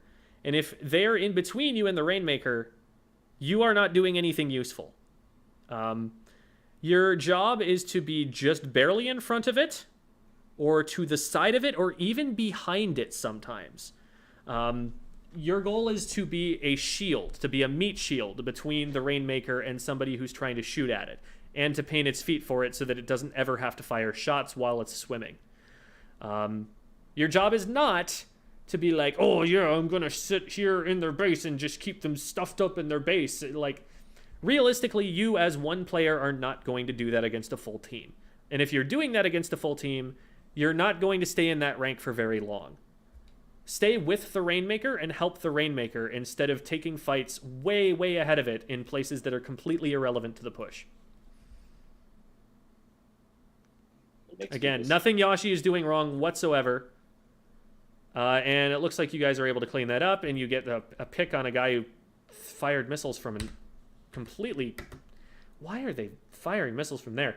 They've got a blob-lobber that's, like, pushed past them. The front line is in their court. The Rainmaker's over here. I don't know what they're doing in their pit. They're turfing somehow. They're, like, out of position to a degree that it's weird they even managed to get there. Like, it's both hard to get there and also irrelevant to get there. They fire missiles again. Cool. They should have been picking up the Rainmaker because the game ends because they don't trigger overtime. So, some weird objective plays there, and that was mainly what I wanted to highlight here, because that Rainmaker video, it may never come out. Splatoon 3 might come out before I'm able to publish that Rainmaker video and actually talk about it, but some big takeaways, in the macro sense, are take pushes that give the Rainmaker cover, don't push until you have teammates in front of you, and as a teammate who's in front, don't go too far ahead of it so that you're constantly painting for it. And because the counterplay to a Rainmaker push, the way to defend Rainmaker every single time is to put something in front of the Rainmaker that it can't swim through. So that could be your Toxic Mist. A lethal bomb is the best thing to do. You could also just paint its feet. If you paint the Rainmaker's feet, so like, let's say, you've got a teammate who's here, and the Rainmaker is here. And the teammate did paint this area, but you paint the area back between them and the Rainmaker.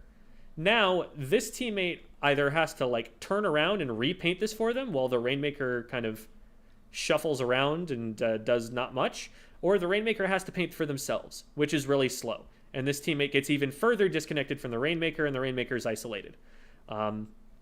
Even in a 1v4, if you can safely paint the feet of the Rainmaker, that wastes time. That makes it take an extra second or two for them to cover that ground.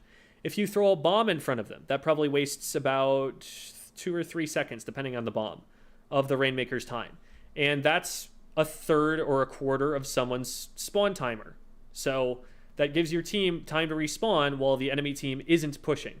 And it's very safe to do because, even in a 1v4, you can still get some paint on the ground sometimes. You can still throw a bomb and then run away. And that is the most powerful way to defend in Rainmaker. Once you start getting into a position where you have multiple teammates watching angles, you can just keep putting bombs in front of them so they literally cannot move. And the enemy team has to push you out, and they have to push you out a lot of the time from a position where you have height advantage, where you're in a good defensive position. And that's very annoying for them to do. They have to blow specials at that point. They have to use resources. They have to commit really hard to get you out of those positions where you're just throwing bombs. But if you run forward and try and kill it in a 1v4, you're very likely to die, and the Rainmaker is very likely to be able to just keep pushing, and your team is going to be staggered. So in Rainmaker, play very, very, very lame on defense. Back up, throw bombs, paint their feet, don't engage them, don't let them play the game they want, don't let them have their cool quad montages that they get to put on YouTube. Like, be lame, throw bombs, wait for your teammates, maybe pop a special if you really have to, but ideally save that special for when your teammates are back and you're able to actually use it to try and kill them. So that's all I'm going to be able to have time to say on that one. I think that one was pretty straightforward at that point. We'll look at the KA here. This clues me in, generally, that you're going to get out of S rank pretty quick. If your games are consistently going like this, you're top fragging as a weapon that's not the one that's supposed to be fragging. That would be your dabbles, and maybe the blob. This is really good. You're doing well, and you should be able to make your way out soon enough. In fact, I have. Awesome. Recently. Bravo, pom-poms. Pog. Congratulations. So let me know if you have any questions, but otherwise we're going to move on to B. All right. Awesome. Well, before you go on, also, like, Flash Blaster Neo has curling bomb and sensor missiles, FYI. Cool. So it does have the curling bomb, and so that might have been it. Thank you. All right. No worries.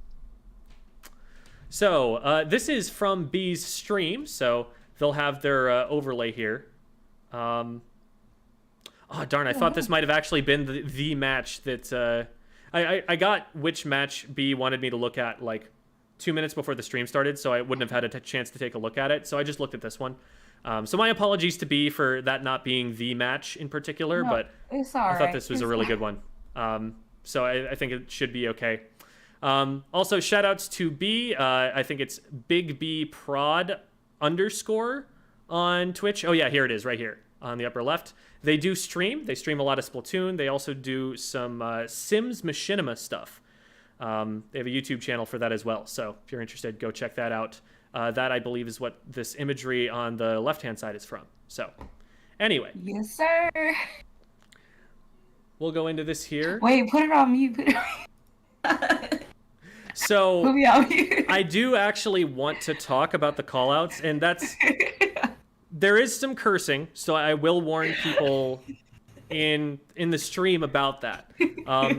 But part of what I wanted to talk about is actually both the callouts and what the callouts reveal about what you're thinking at that moment. Like, we get some clues to your intentions, we get some clues as to what you're thinking, and I think that that's really valuable to examine. So as long as there's not like any other reason that I'm not aware of that you'd like me to turn that off, the cussing. just because of the cussing, yeah. Yeah, Well, I cuss a lot. We'll be tough squid kids and deal with a little harsh language, a little bit of rough language. It's not a big deal. It really. I get a potty mouth when I'm into it. Mm-hmm. Yeah, and you'll hear me curse on my own personal stream all the time. So. I'm not a stickler about things like that. I'm more interested in why is it playing through the wrong speaker? 1 second. Sorry. Okay, there we go. Died. Now we should be able to hear it. Okay. So this is a Twins League match with is it Kai or Key? Yeah, Key. Key. Thank you. So you end up with a little bit of a weird comp yourself, but what I want to talk about primarily are two things, which are the role that a junior plays in a comp and your mindset as the game progresses. So let's watch the rollout here. So generally in a competitive setting, you're on a coordinated team. The junior's job is to get armor faster than the other guy's junior or the other guy's NSAP. Your job is to paint like crazy and have an armor out in like 8 seconds. And that's what the team needs from you. Now, generally you do that while moving forward so that you can be in mid and actually be able to use the armor once you get it. But having a really early armor lets your team push before the other team does. And they actually have double armor here, so if you're able to like get your team in and have your team get picks before they can pop one of those, that could be huge, but I wouldn't necessarily expect it. It's not bad. So let's see how this goes. So we take zone right away, and you're playing like a frontline player right now, which on this team comp makes some sense. Because a blob can't push, a bamboo can't push. These are weapons that like to stand in one place and be a brick wall.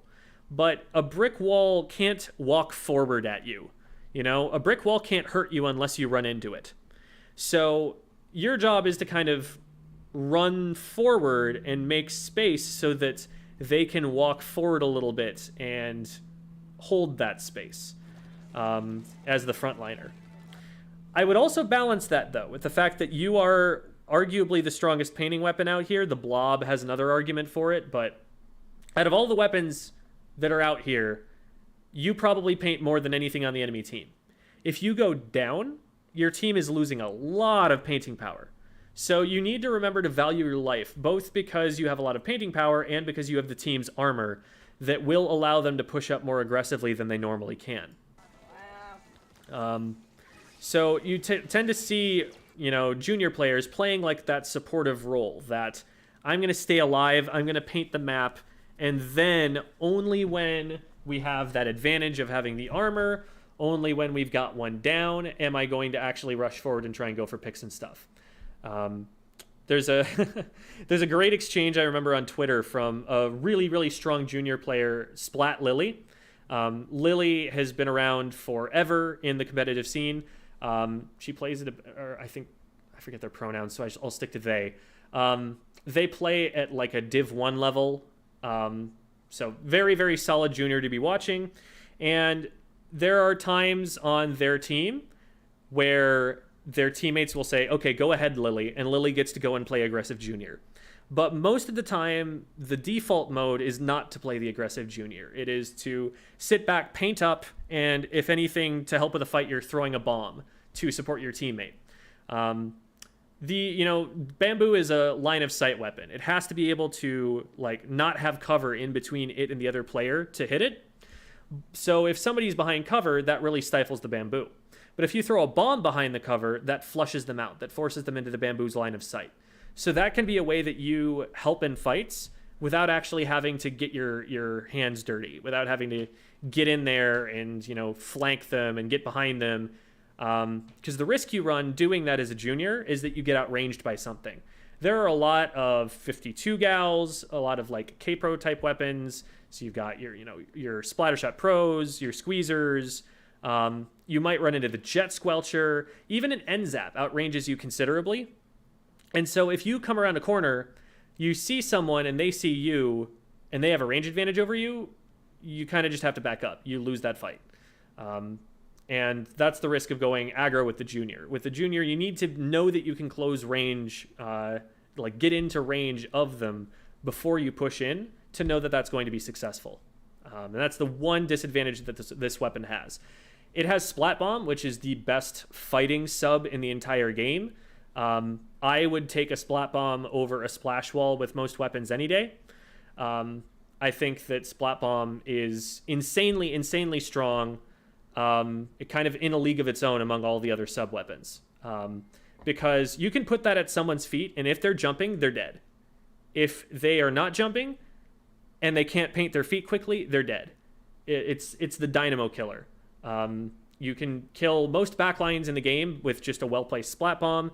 And even if it is a fast, zoomy weapon, you put a Splat Bomb at their feet, they have to move. They cannot focus on shooting you. They just got to move.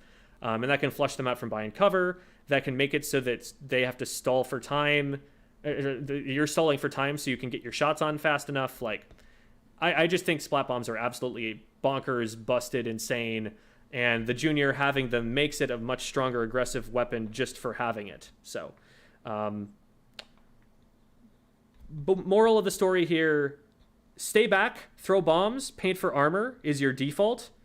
Go for a fight when you have like an armor and a numbers advantage and your team losing you does not prevent them from being able to cap the zones.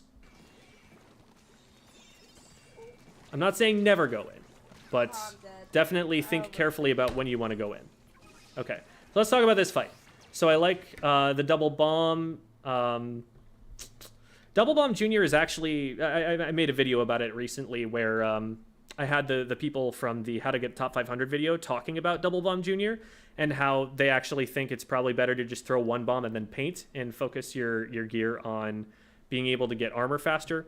That's, at a competitive level of play. There are definitely arguments for using it in some cases, and some people do still run it. But food for thought, if you're like, oh yeah, double bomb is the way to go, there is a second opinion on that. It might be worth looking at that and seeing if you agree or not. I'm not saying, do everything that ProChara ever does or says, but, he is a very strong player with a high competitive level. Might be worth considering what he has to say. That's all I'll say on that. Playing Junior. I just started playing Junior or shooters in general though, because I've only been playing for a year, and most of that time I was playing Flingza or Dynamos and stuff. Right, I remember. I think I'm just checking this out and stuff. So yeah, that's fine. Yeah, no problem with that. Do you know about Sendu.inc, that website? No, but I've heard of SendoQ and all that stuff. Gotcha. Sendu.inc. So I'll put that in the chat really quick. Where is my window that has the chat? I think. Oh, there it is. I found it. Sendu.inc. Sendu, so the namesake of the website, is the developer of the website. He is a top-level competitive player from Europe and a great theory crafter in Splatoon. And he made a database where people can store their builds. So you can see, you type in Splattershot Junior, every top 500 player that has put their build up there, you see what they've built on their Junior. And you can just kind of copy that or say, okay, I can see what they're doing. I want to do something slightly different, but take most of the fundamentals from it. You can steal it from there. Really, really phenomenal resource for learning builds for the different weapons. I highly recommend checking that out and seeing what other people are running on the Junior if you want to build gear for it. But that's all I'm going to say about gear and stuff. Let's move on to how we take this fight. So we pop armor, and this is the perfect time to be going in too.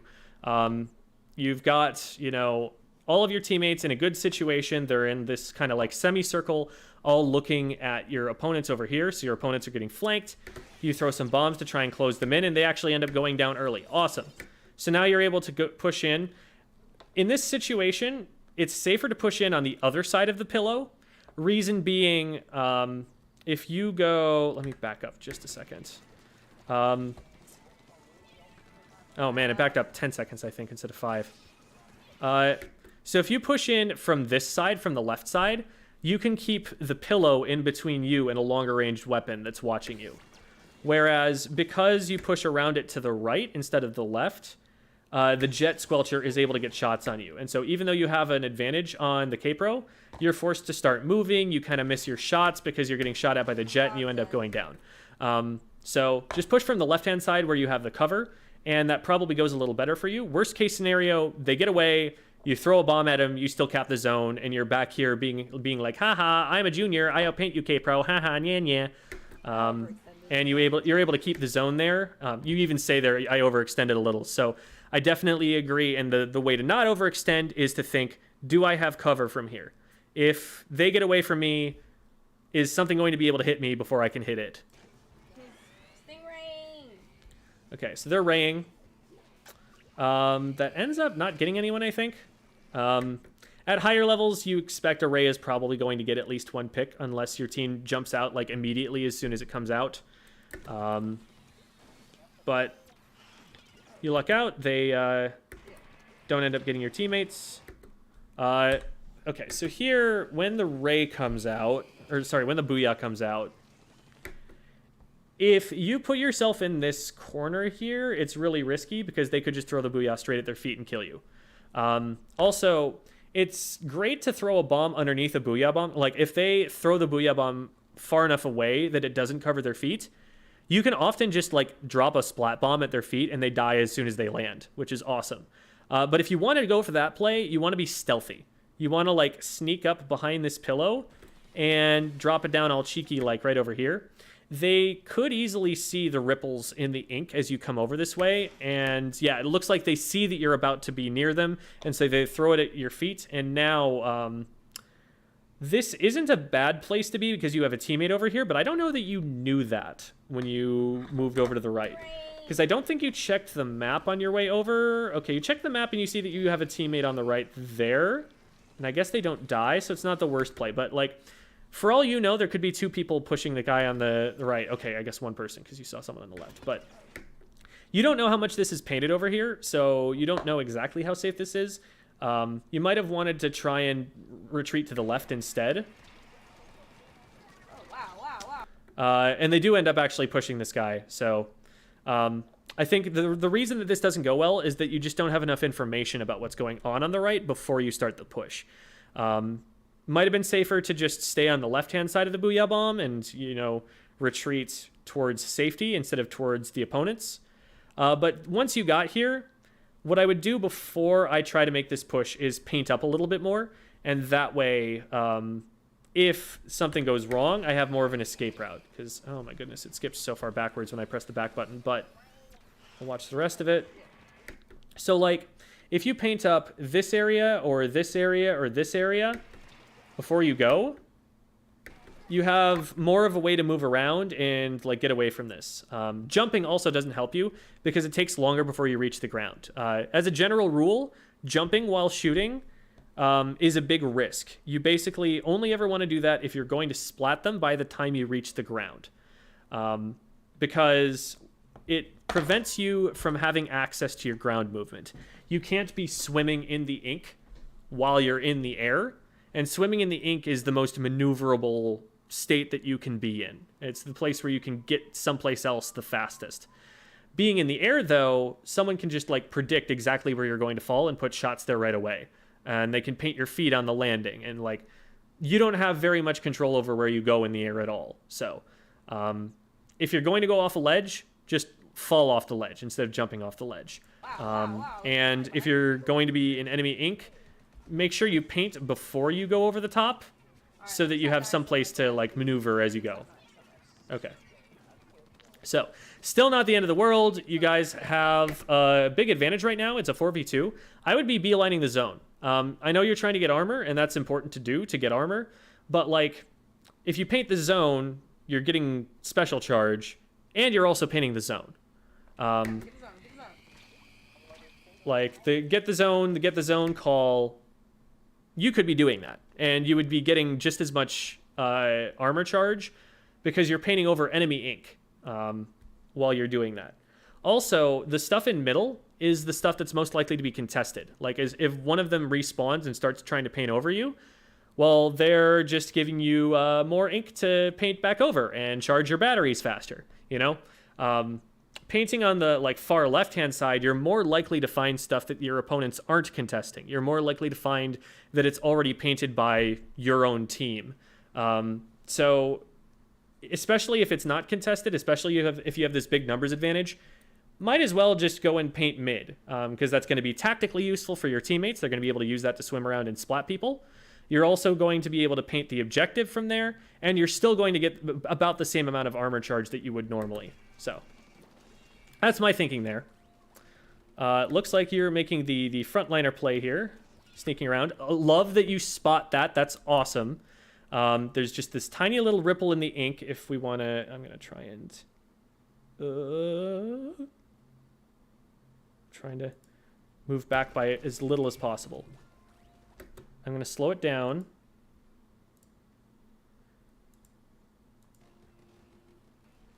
Right there. That splash. You spot that splash, and you immediately know somebody's there. Now, from here, you probably are actually in range to shoot them, but I totally understand you wanting to, like, cut their escape off, because if they do escape backwards, they're out of range.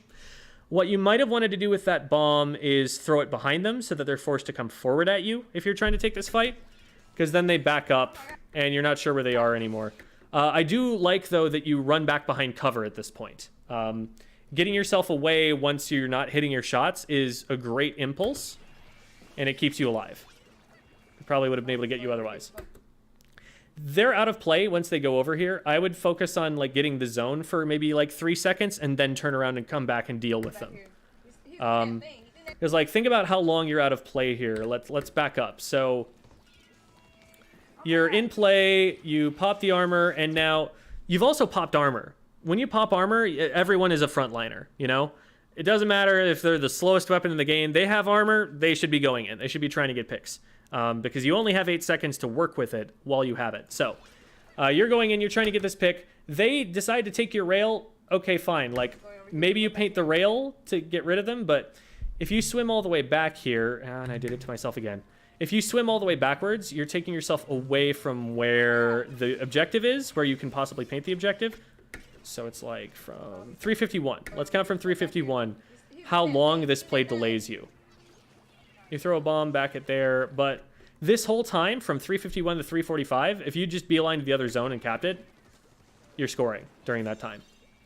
So that's about 9 seconds, actually, that they prevented you from having control of the zone by just, like, making you think that they were flanking in a situation where them flanking doesn't prevent you from having the zone.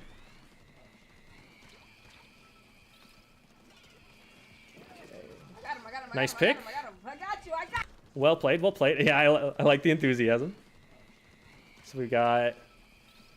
So it sounds like they're calling for you here, and they've got this guy's feet painted. This is a beautiful push.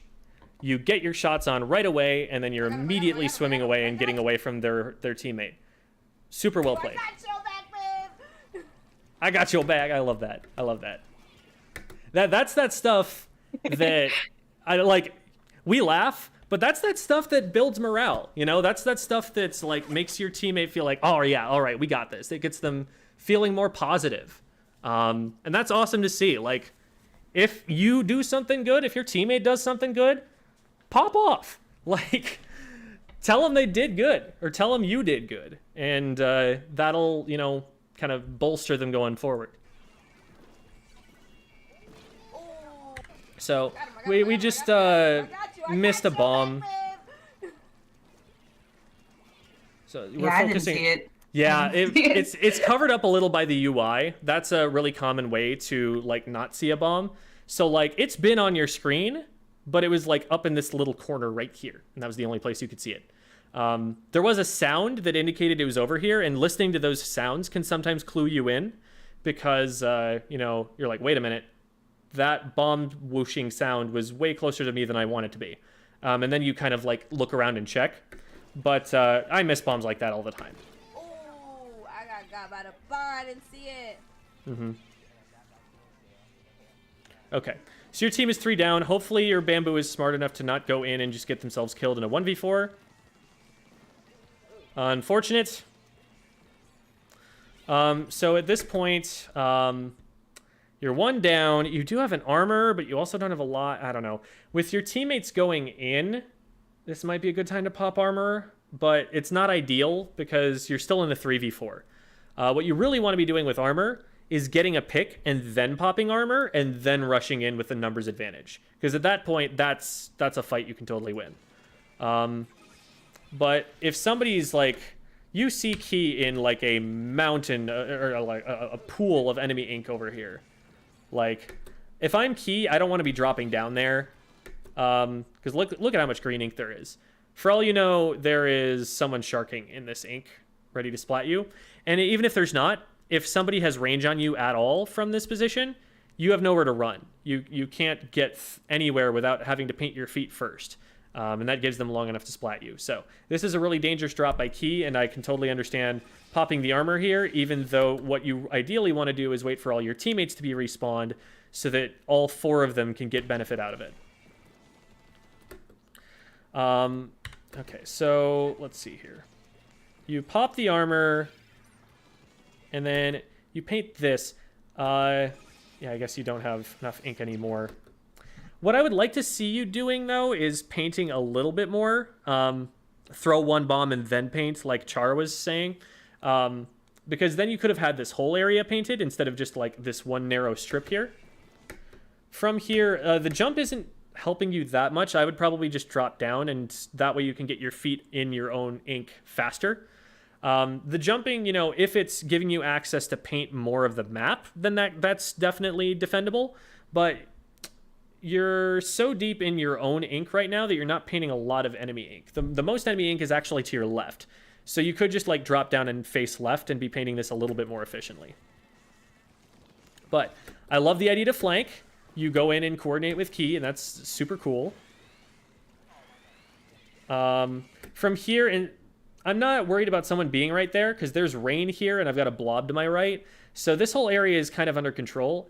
In this position, I'm just getting zone. I'm stopping them from scoring. I'm getting the penalty down. So yeah, like right here.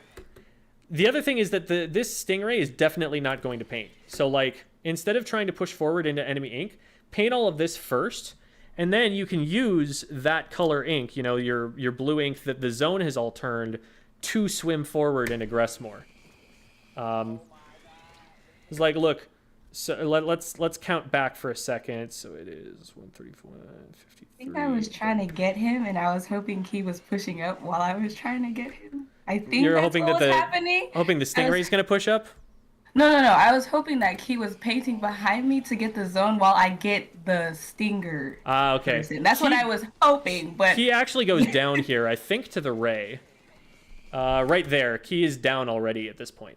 But I just go for zone, and then if you swim in your own ink, the charge or the Ray player can't see you on their map. They like if you're swimming in your own ink, you're hidden from the enemy team's map unless you're damaged or something.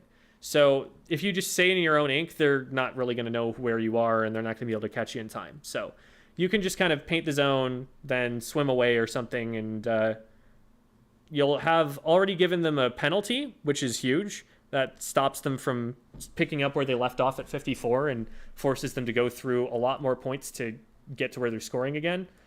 And it starts scoring a little bit for your team if you can maybe maintain that, which doesn't look like you can right now, unfortunately.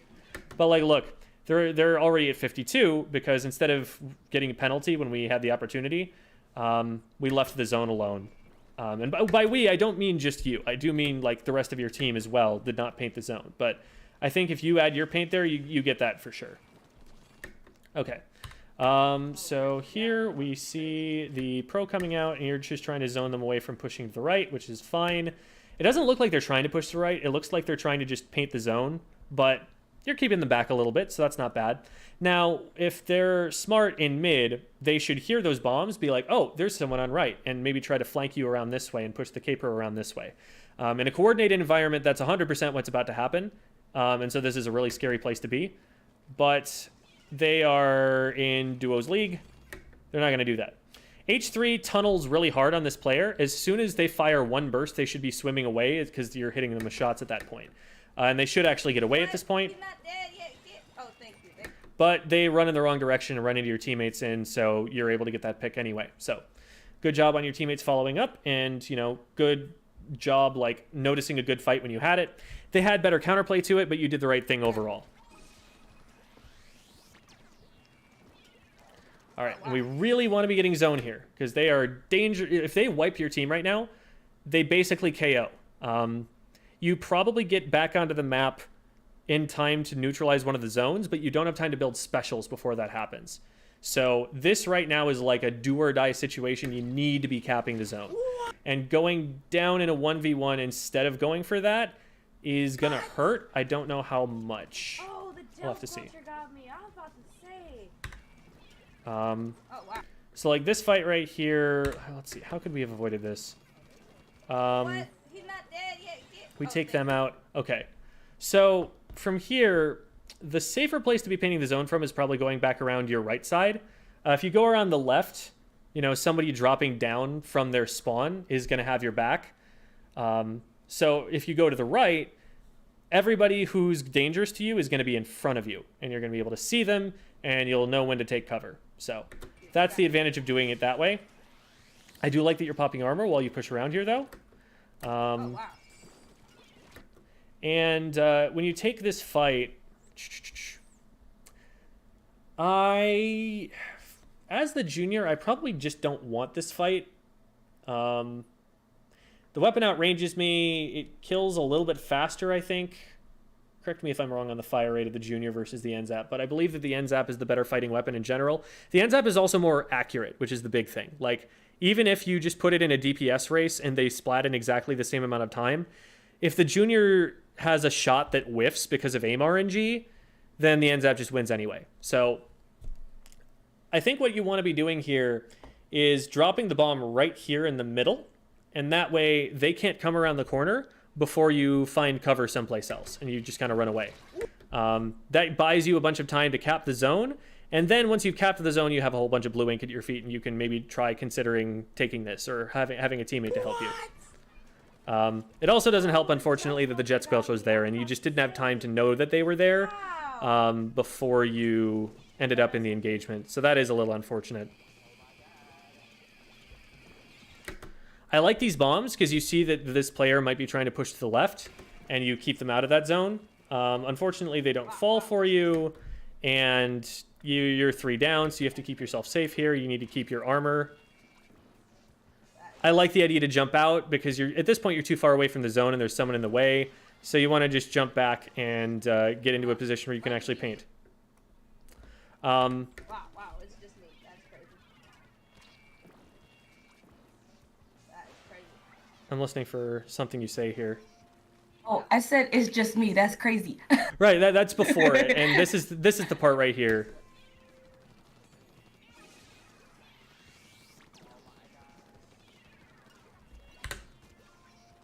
Well, might be GG's for this one. Oh yeah. You I say, said well, might be GG's for this this one. At this point, that's actually not true.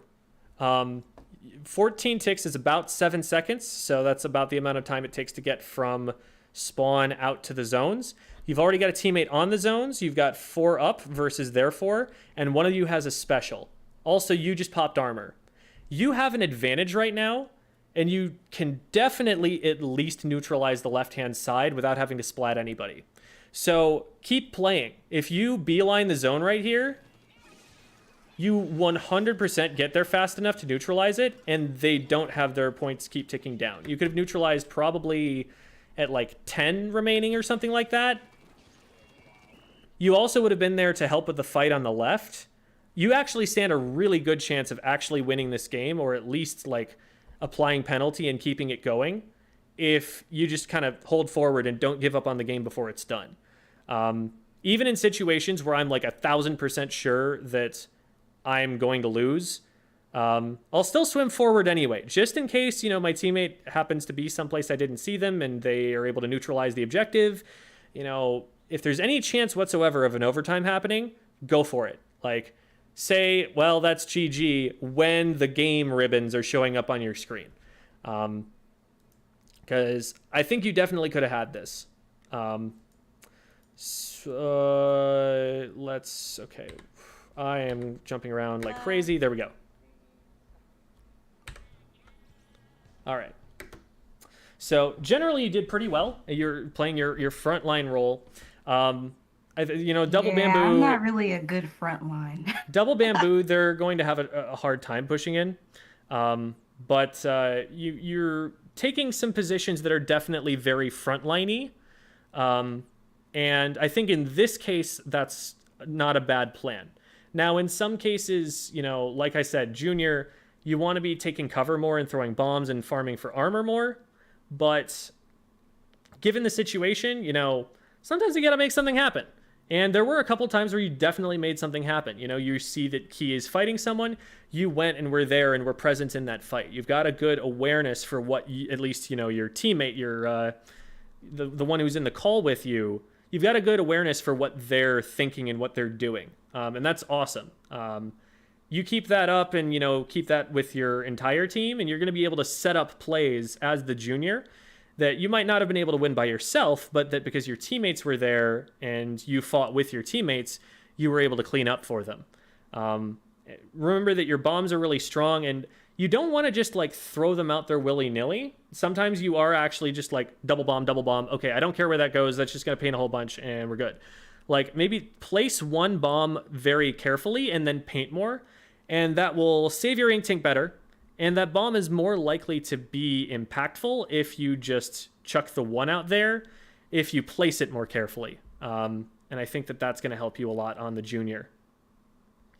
And then in general, keep yourself alive more, keep your armor alive, because especially in splat zones, you are the objective player in that you can paint more than anybody else does. If you are alive, the enemy team probably can't hold the zone unless they've got like a massive numbers advantage. So you being alive is really important, and the more you paint, the more armor you get. The more armor you get, the more your teammates are going to be able to push in and let you paint the zones. It's a virtuous cycle there, and that's something that the junior is really good at keeping going. So, do you have any questions for me on that? No. What I was gonna say was, I have found a match that was better. I think it was like we came back from like a 68 to 1 or something. I wish you watched that one because I think I played better.